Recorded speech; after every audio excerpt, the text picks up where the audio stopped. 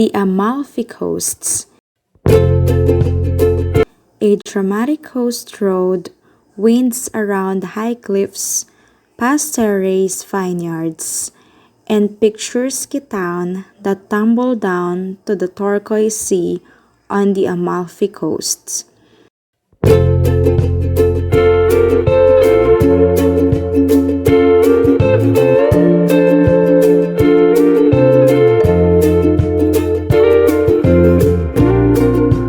One of the most beautiful stretches of seafront in Europe.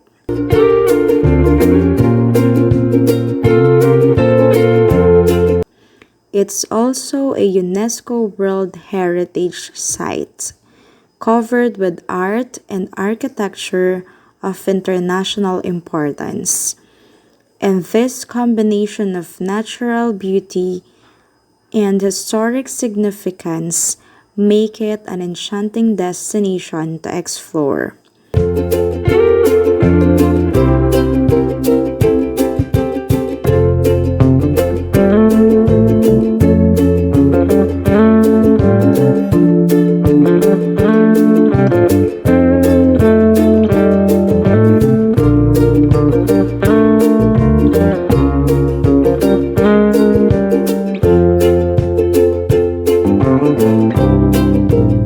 Visit the cliff-top town of Rabello, a former artist's enclave, a small, brightly painted Positano, the coast's most photogenic town.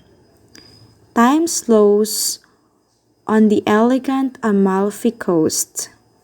It's not a place for exhausting activity. Instead, admire the views from cliff-top towns overlooking the sea. Walk coastal flats and enjoy a gelato in Positano.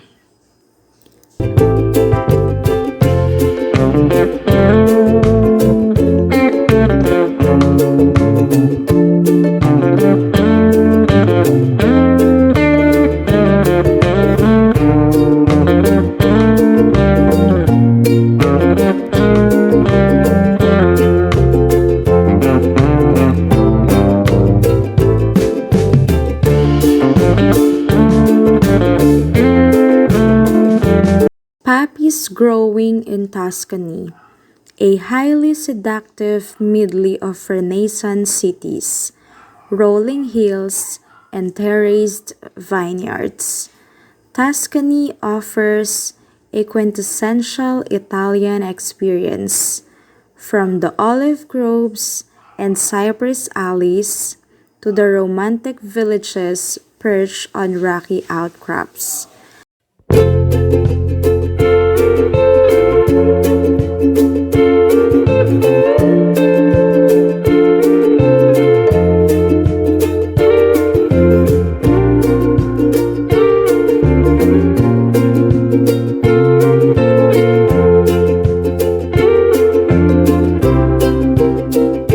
The landscape here has become a symbol of the country as a whole.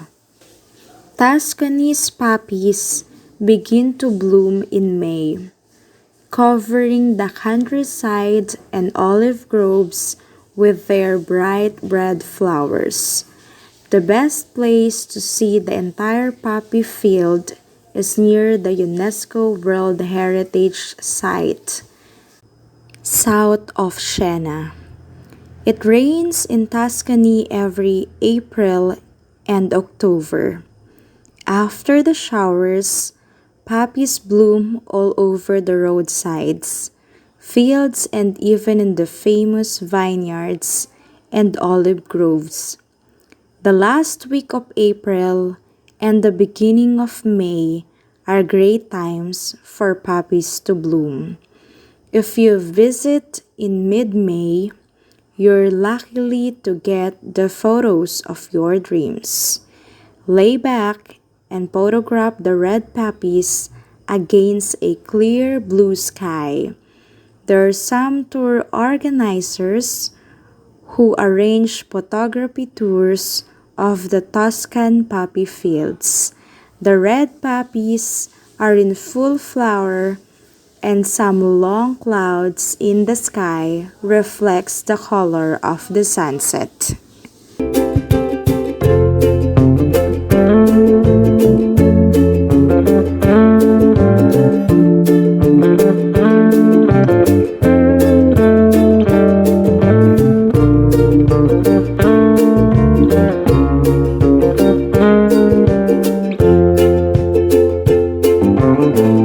And that is all for Amalfi Coast and the poppies growing in Tuscany.